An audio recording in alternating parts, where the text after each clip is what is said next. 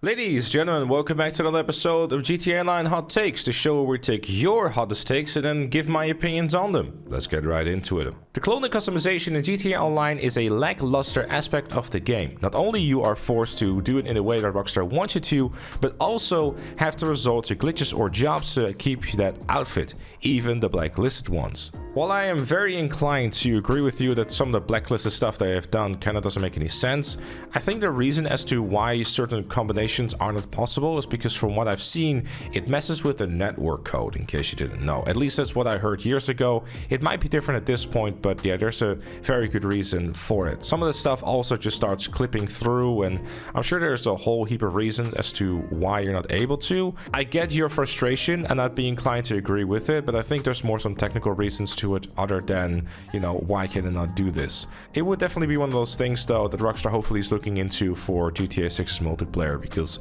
more customization is something that I'm sure many folks would love to be inclined to do, because, you know, that's why some of them, if not most of them, are doing this many clothing glitches. Hey you! Are you liking Grand Theft Auto 5 but are a bit bored of GTA Online? Well, I got the perfect thing for you! Grand RP. In Grand RP you get to do all kinds of wonderful things, such as this. And also this. Signing up is easy. All you have to do is just fill in your character's name, your email, and your password. And there you go! You're registered and can now start playing Grand RP. It's just that easy. So join myself and thousands of others in the wonderful world of Grand RP by using my link in the description down below. Thank you Grand RP for sponsoring this video.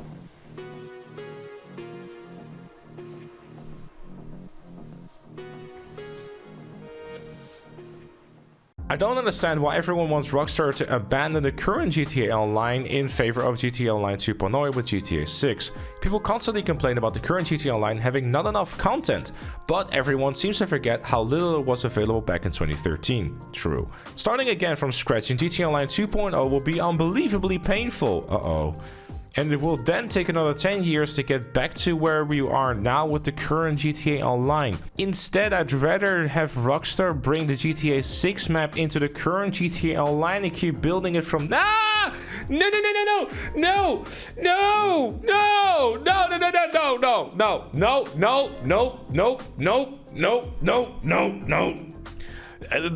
Start fresh. I get it that you made a lot of progress in GTA Online the past 10 years, but under no circumstance do you want to take any progress whatsoever to GTA 6. The old contact missions are much better than the new ones.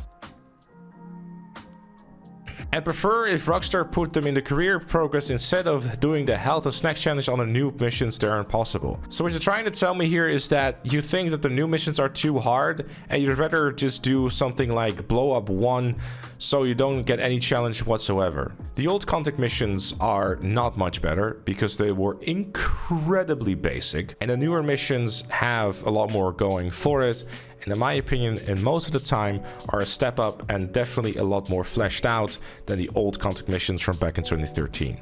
If you disagree with that, that's fine. I understand the nostalgia, but I definitely don't think that old contact missions were better. There's no. Like, they were super basic.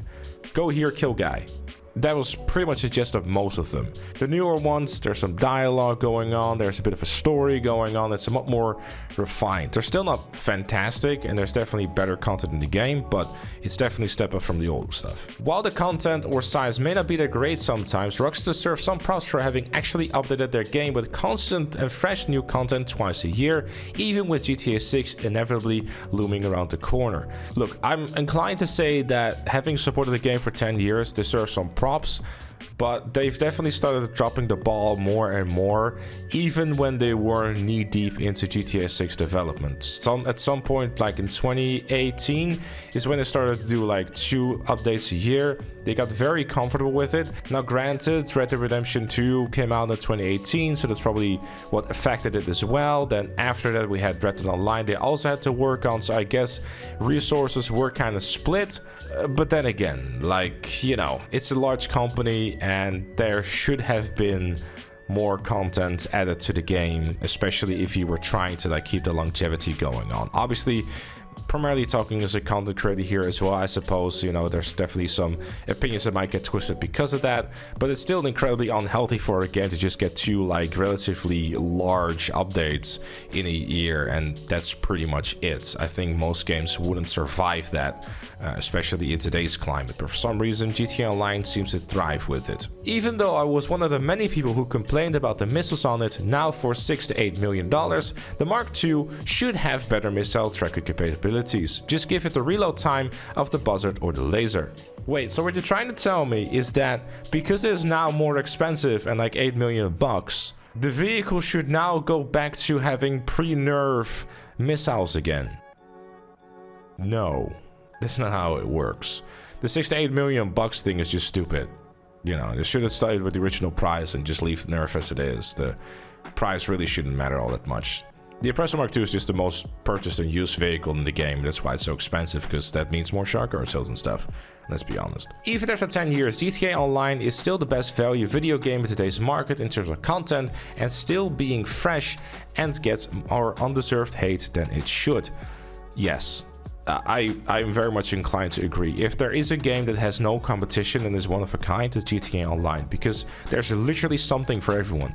If you want to drive around a map with, like, most of the time some very pretty looking sights, especially if the sunset is just right, or like, you know, just wanting to go around and do some races or some death matches, or just mess around with your friends in an open world sandbox, or you just want to go and play some heists, there's literally something for everyone. And even if you take a multi-year break, you'll come back to even more content that you are undoubtedly going to be able to spend several hours doing again. There's a lot of stuff in this game which is both its upside and also its downfall. Veteran players, anyone whose account was created in the first week of GTA Online's launch, are not recognized as legacy players and should have priority or exclusivity to certain things as a form of acknowledgement for the engagement over the last 10 years. It could be clothing or weapon skins, but something.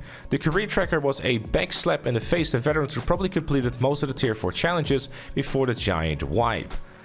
No, I'm sorry, I'm not gonna just hard disagree with this, because why would you time gate stuff to like being around the game since day one, especially with the server issues in the first week? That wouldn't fly well at all. There's plenty of stuff in the game that have been only accessible to those veteran players for many years, and like login awards, or like things you could only get in those special crates back in the day, like the beer hats that only come around from time to time. There's plenty of stuff in the game that has been exclusive, and I don't think you should gatekeep things because, you know, you've been here since day one.